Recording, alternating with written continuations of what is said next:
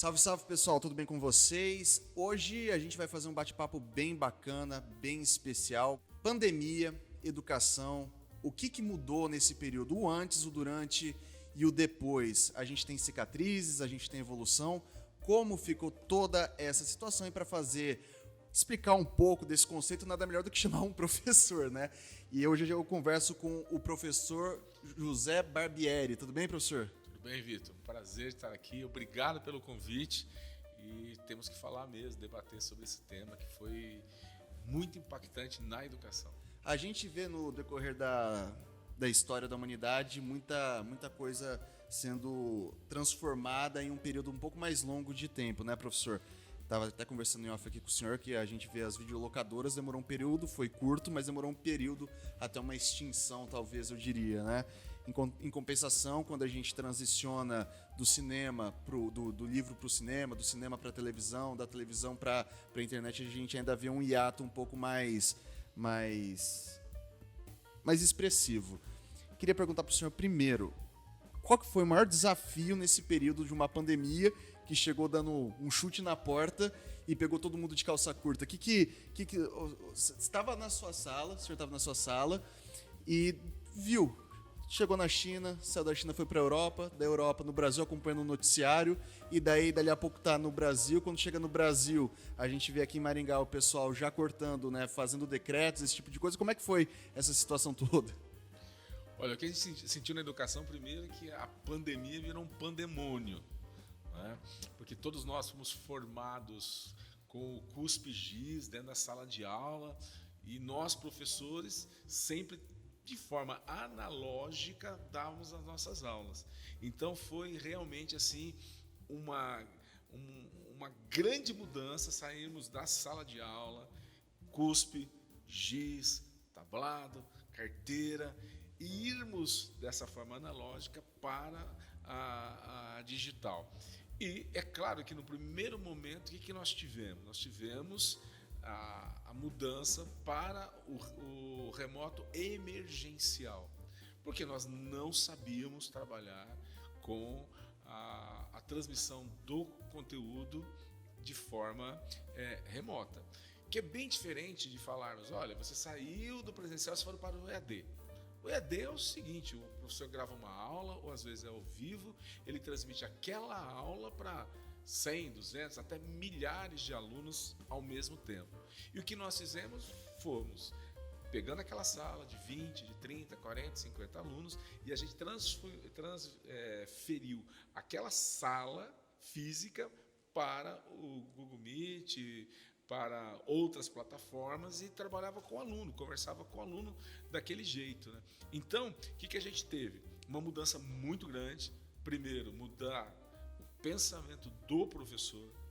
O professor teve que se virar nos 30, porque ele teve que ser youtuber, ele teve que ser editor, ele teve que ser jornalista, apresentador, ele teve que ser tudo num curto intervalo de tempo. E daí eu pergunto, a gente tem algumas situações que quando a pessoa ela já nasce dentro de uma tecnologia, fica mais fácil. Então, meu avô, quando ele pegava um celular, ele tinha dificuldade. Os meus primos hoje, mais novinhos, eles mexem no celular talvez melhor do que mexem da forma como conduzem num desktop ou num notebook, né? E a gente tem professores de todas as idades. Tem professor que tem um pouco mais de idade, tem professor que está no meio ali, e tem o professor que ele já é mais novo, que deve ter os seus 25, 26, 30 anos, né? Temos, E daí, menos, né? então, daí, como que foi esse choque para o pessoal? Porque você vê, eles se ajudaram, como as instituições foram conversando entre si, foram moldando novas ferramentas, como é que funcionou isso? Sim, as instituições se ajudaram muito. Então nós trocávamos informações com instituições aqui da nossa cidade, aqui de Maringá, mas com instituições lá de São Paulo, com instituições do Rio de Janeiro. Conversávamos com os nossos amigos, diretores de diversos locais, porque a ideia era que a gente pudesse dar para o aluno que fosse melhor em termos de conhecimento e, ao mesmo tempo, manter a empatia, a interação. Então, todos nós usamos a tecnologia. São os alunos que já nasceram na era digital e nós, professores. Para quê?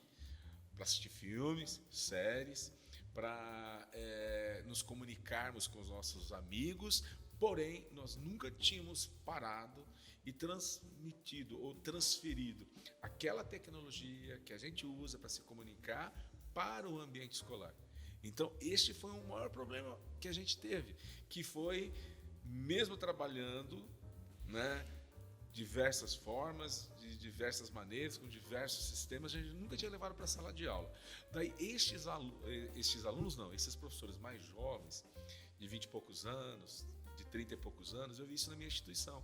Eles gravaram vários vídeos para orientar o professor mais experiente, mais velho, né, que não sabia como usar a tecnologia. Então, houve neste momento um grande pacto pela educação entre os professores, uns ajudando os outros. E o legal foi assim: olha, eu aprendi isso, olha como funciona. Nossa, mas isso é bonito demais, né, cara? Isso é sensacional. Então, nós temos uma professora na instituição, ela é do curso de psicologia. Ela já foi diretora de faculdade, ela é doutora na área da psicologia e tal. E ela, né, falou assim: tá, estamos na pandemia, as aulas vão ser remotas, não tem computador. Então ela foi comprar um computador. Tá, estou com o computador aqui, o que eu faço com isso? Então, essa troca entre os professores, ela foi maravilhosa. Nós até gravamos contando a história dela, contando a história de alguns alunos com dificuldade, porque não tinham computadores em casa, não tinha internet boa, então eles começaram a emprestar computadores, começaram a pegar a internet do vizinho. Então a gente gravou até um vídeo, participamos de um concurso nacional. Eu vi esse vídeo. E a gente ganhou. Ficou lindíssimo o vídeo. Então aquilo, Vitor, aconteceu por diversos momentos em várias instituições de ensino.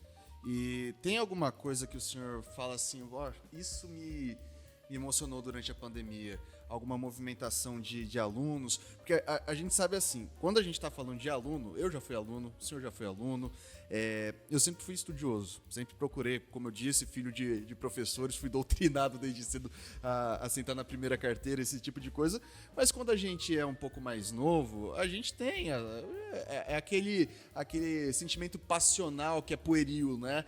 E a gente gosta de sair com os amigos, vez ou outra dar uma escapada, né? E com a pandemia isso deu uma cessada, né? O meu irmão estava fazendo graduação durante esse período da pandemia e eu via ele já formado, mestre, fazendo uma outra graduação, ele sentado e com os amigos dele. Depois, enquanto estava conversando ali no Meet, professor explicando, os amigos perguntando: você sabe disso daqui? Eles conversando, meio que em um grupo de estudo paralelo. Tem alguma coisa que o senhor viu e falou: isso daqui, nossa, não pensei que eu veria tão cedo? Tem algo que chama a atenção? Olha, o que me emocionou, o que mais chamou a atenção foi exatamente esta rede de solidariedade. Então, os alunos se ajudando em termos de dividir internet, dividir computadores. Olha, aqui na minha casa, eu estou com meu pai, com a minha mãe, eu tenho mais 2 irmãos, então nós estamos em 5. Só tem um computador e só tem 3 celulares. Quem me ajuda? Então, esta ajuda que aconteceu por trás, né, de tudo que a imprensa estava dizendo, foi muito bonito, foi muito legal. Isso aconteceu em todos os níveis, desde lá na educação básica até na educação superior. E eu, né, como reitor de uma instituição privada, nós trabalhamos com aluno que é trabalhador. E esse aluno trabalhador, ele precisava estar atento, acordado na aula para poder assistir. Então nós tivemos também, daí isso me deixou bastante emocionado, foi assim, a criatividade dos professores para manter os alunos, né, os alunos atentos para poderem aprender o conteúdo. E outra coisa que me emocionou bastante, a gente não tem noção, a gente está no sul do Brasil, a parte mais industrializada, mais rica do Brasil, juntamente com a região sudeste, do nosso professor dando aula, o aluno ligando a câmera e ele olhando como era a casa do nosso aluno. Nós tivemos cenas de professores chorando, falando assim: nossa, olha quem é o meu aluno, como eu tenho que dar atenção para esse cara, porque ele trabalha, né, durante o dia todo, e na casa dele ele ainda não teve condição de colocar o reboco atrás. Mas ele estava ali: olha, trabalhei e estou aqui estudando. E você vê assim, o aluno com toda a vontade, querendo mudar de vida, porque a educação realmente transforma a vida das pessoas, e você vê que ele está numa casa que não tem muito conforto, que não tem muita disponibilidade de equipamentos, mas ele estava lá. Deixa eu fazer uma pergunta. Hoje talvez seja dado um espaço de tempo, a gente ainda está na pandemia, mas eu gosto de sempre dizer que já estamos caminhando para o fim. Se tudo der certo, nos próximos dias, liberação das máscaras 100%.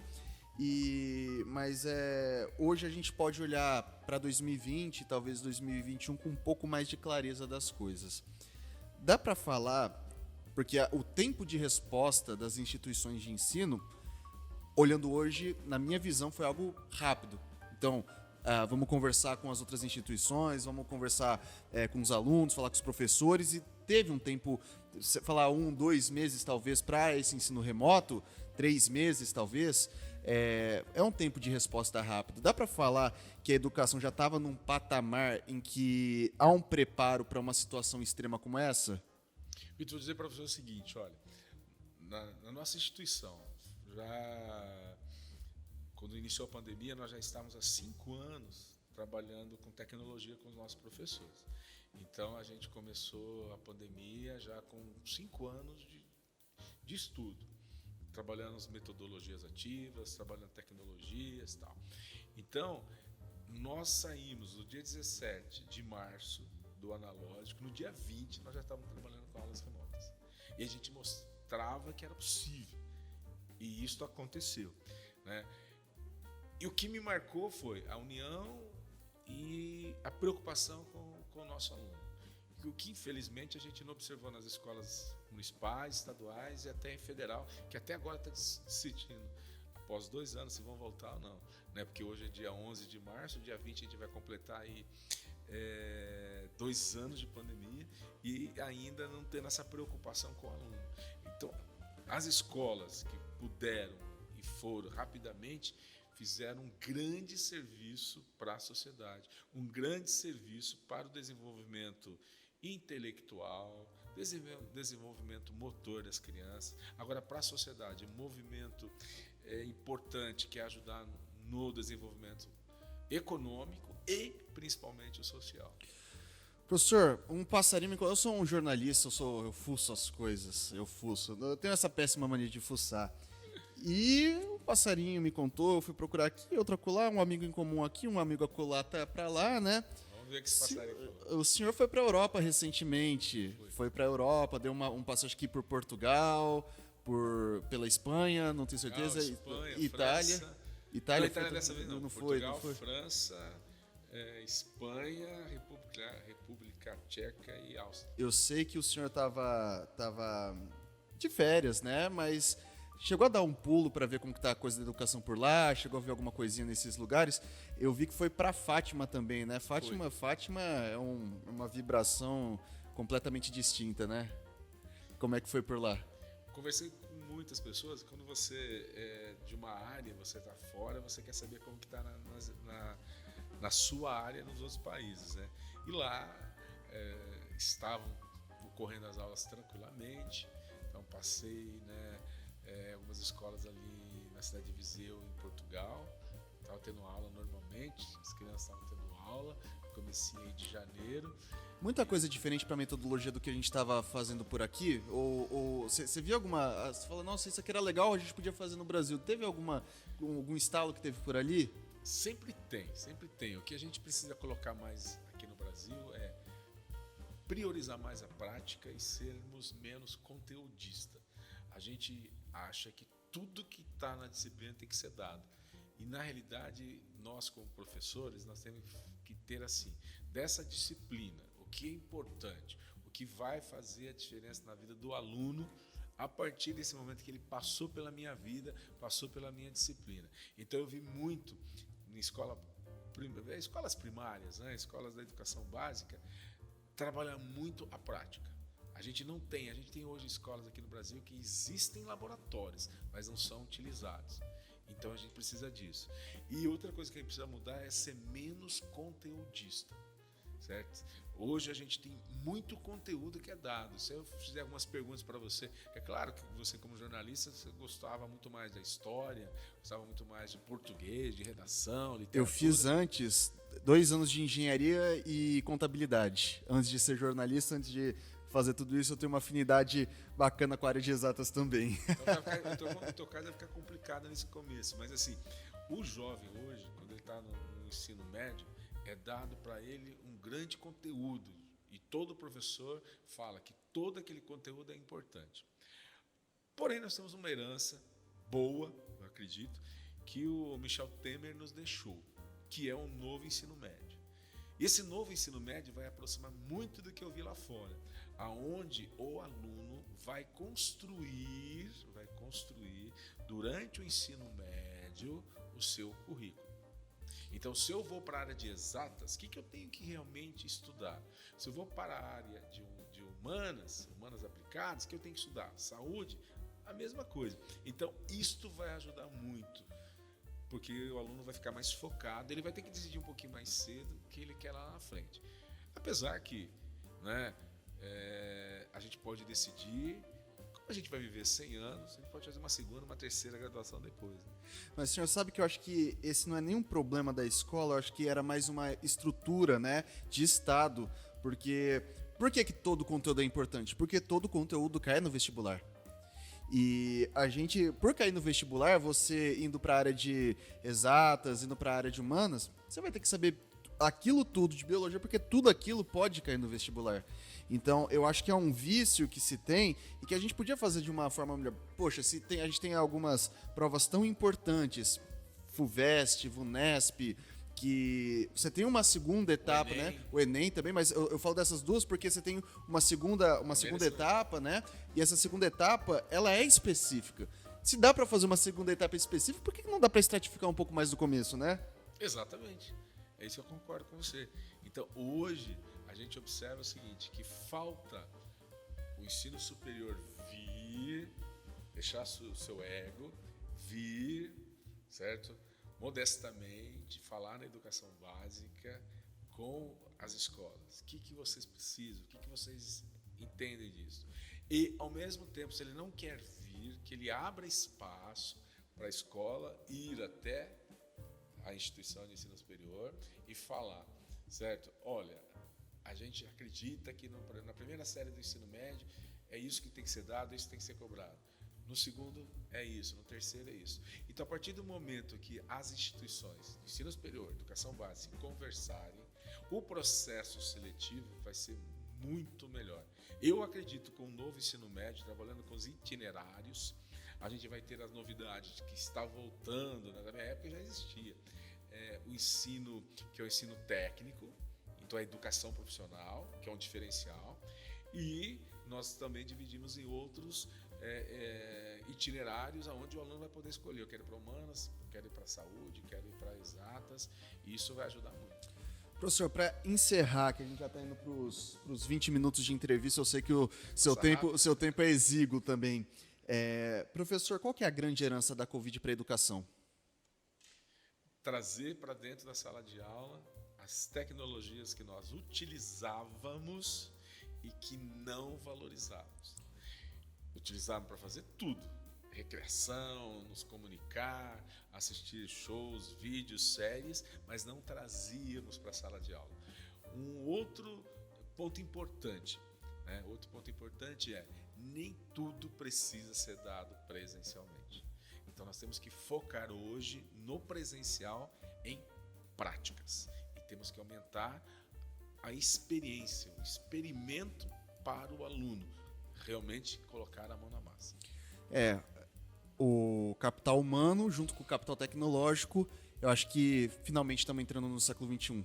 É isso, né? Exatamente. Nós vamos entrar no século XXI, trazendo toda essa tecnologia, formando professores com essa visão para trabalhar na escola.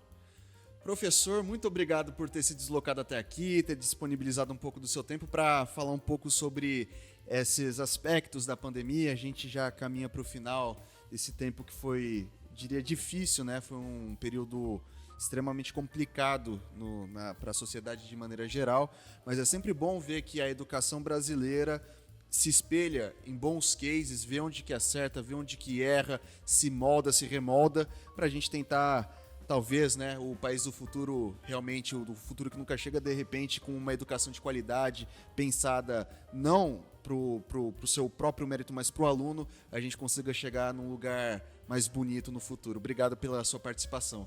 Eu que agradeço, e esse é o nosso sonho, uma educação de qualidade mais próxima da realidade do mundo do trabalho.